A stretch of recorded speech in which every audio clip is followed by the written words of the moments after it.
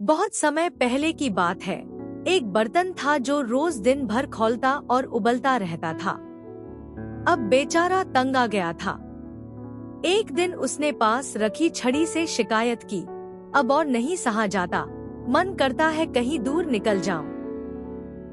छड़ी बोली, मैं भी कब से यही सोच रही थी, चलो साथ चलते हैं। सफर अकेले का क्या मजा। बस फिर क्या था, दोनों निकल पड़े दुनिया देखने। पर ज्यादा अक्लमंद तो थे नहीं। बर्तन अंदर से खाली था और छड़ी भी कोई बहुत होशियार नहीं थी। शुरुआत अच्छी हुई। रास्ते में एक गुस्सैल सांड सामने आ गया। वह बर्तन को तोड़ने ही वाला था कि छड़ी कूदी और धड़ाधड़ उसकी पीठ पर बरस पड़ी। सांड उलझन में आ गया। इसी बीच बर्तन ने नदी में छलांग लगा दी और छड़ी से बोला, तैर कर आजा, मैं आगे मिलता हूँ। थोड़ी देर बाद छड़ी भी सांड से बोर हो गई और पानी में कूद पड़ी। सांड किनारे खड़ा मुंह ताकता रह गया और दोनों नदी पार कर गए। आगे रास्ते में मिला खदानों का राक्षस।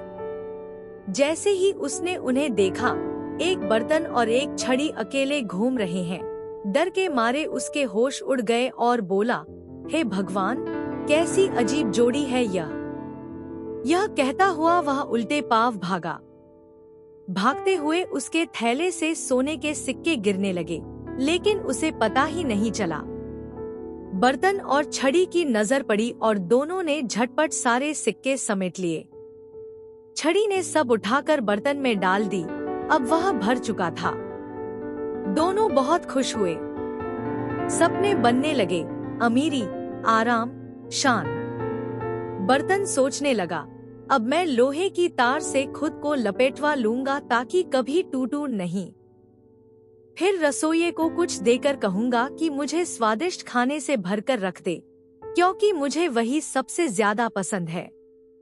उधर छड़ी की भी सोच निकली, अब मैं अमीर हूँ, एक शानदार सुनहरा बटन बनवाऊंगा अपने सिर के लिए।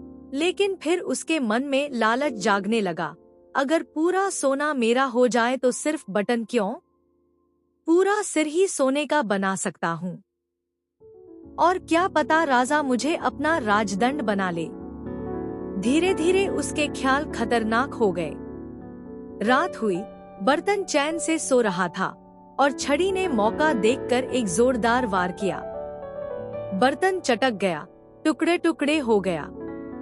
फिर छड़ी ने चुपचाप सारे सोने के सिक्के समेटे, एक बोरी में भरे और चल पड़ी लोहार की दुकान की ओर। लोहार ने पूछा, कहिए क्या बनाऊं? छड़ी ने सीधी साधी शक्ल बनाकर कहा, यह एक पोटली सोने के सिक्के लेकर मेरे लिए सर का ताज बना दो। लोहार ने सिक्के पिघलाए और फिर एक खूबसूरत ताज बनाया, जो छड़ी के सिर पर फिट कर दिया। काम पूरा हुआ तो लोहार बोला, अब तो शादी कर लो, इतनी शान बन गई है तुम्हारी। लेकिन किस्मत को शायद कुछ और ही मंजूर था। छड़ी शान से निकली, लेकिन रास्ता ले गया उसे जंगल की तरफ। वहीं कहीं झाड़ियों में छुपे बैठे थे दो डाकू, ब्लैक और जैक। उनकी नजर सीधे छड़ी के सुनहरे सिर पर पड़ी। उन्होंने कहा, वो देखो, वो तो सोना है, दौड़ो पकड़ो उसे। छड़ी ने भागना शुरू किया, जान बचाकर। जब उसने पीछे मुड़कर देखा, दोनों डाकू उसका पीछा कर रहे थे। हफ्तेहीन होकर छड़ी एक ऊंची पहाड़ी पर चढ़ी।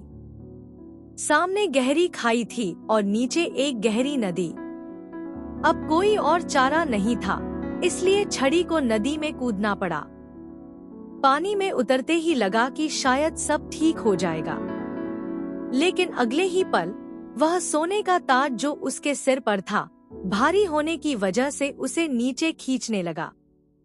कुछ ही देर में वह पानी में डूबती चली गई, नीचे और नीचे, और फिर कभी ऊपर नहीं आ सकी।